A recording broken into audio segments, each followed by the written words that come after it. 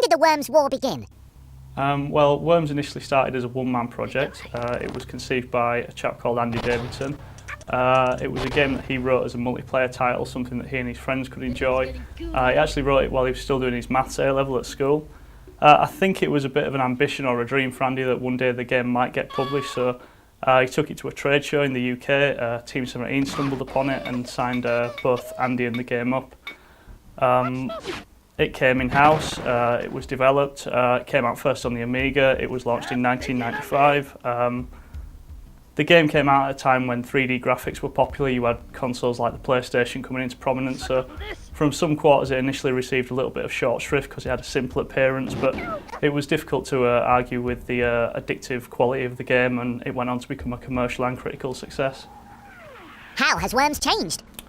Well, over the years there's been quite a few iterations of Worms. The most dramatic change probably came in the mid-2000s.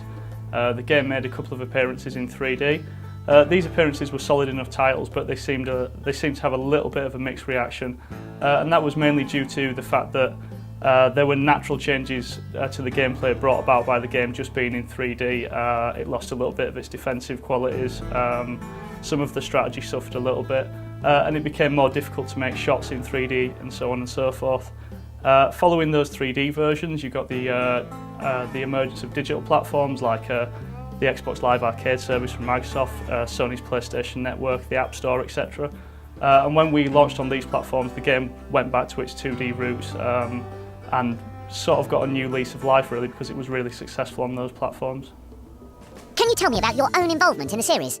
To some degree, I've been involved with every Worms game, almost every Worms game since 1999, starting with Worms Armageddon on the PC. I think my first role as a lead designer was in 2006 with Worms Open Warfare 2 on the PSP and DS. So, if my maths are right, the original was 17 years ago, and brings us to Worms Revolution. Can you tell us more about Worms Revolution? When we first sat down to think about what we wanted to make in this latest Worms game, our first port of call was to establish some aims. We were very conscious of the history of the brand, where it came from, the number of games that we've made before that, and kind of, I suppose, to a degree, we wanted people to take notice of this game. We wanted a version of Worms that was essentially a game that could compete with the other high-quality products on those same spaces into which we'd be releasing. We didn't want to make just another Worms game.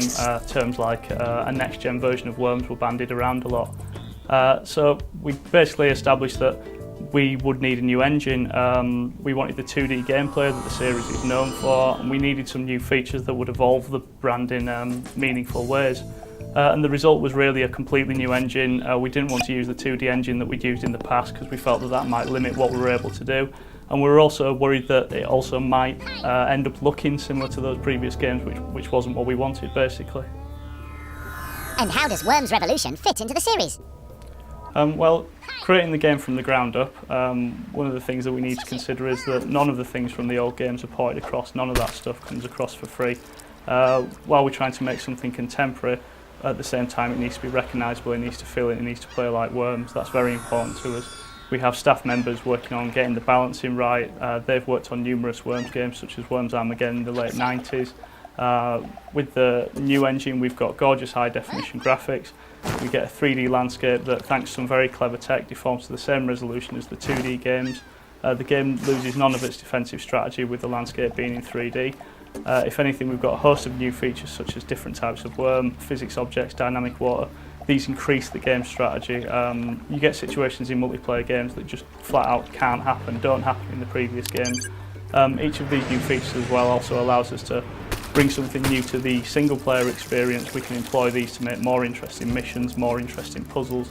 At the end of the day, I hope the end user feels that we've made something that's recognisably Worms but has a unique freshness to it. Amazing! Oh dear.